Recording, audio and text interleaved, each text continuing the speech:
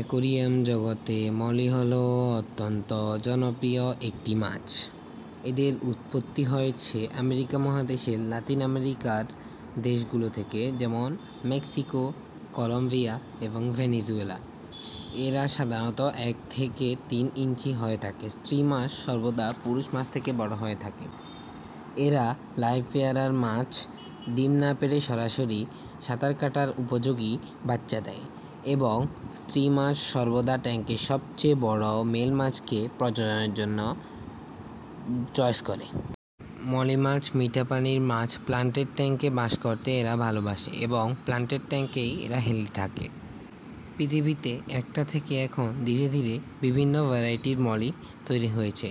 মলি ফিশের প্রজাতিগুলোর মধ্যে উল্লেখযোগ্য হল gold dust molly, balloon molly, moontail balloon molly, black molly, white molly ইত্যাদি। মলি ফিশের সঙ্গে ট্যাঙ্কমেট হিসেবে থাকতে পারে গাপ্পি, শর্টটেল, প্লাটি ইত্যাদি মাছ, এবং এদের সাথে অ্যাভয়েড করতে হবে গোল্ডফিশ, অ্যাঞ্জেল এবং শিম্পের মতো মাছগুলোকে। এই হলো মলি ফিশ সম্পর্কে কিছু কথা। ভালো লাগলে লাইক করবেন এবং চ্যানেলটি সাবস্ক্রাইব করে পাশে থাকবেন।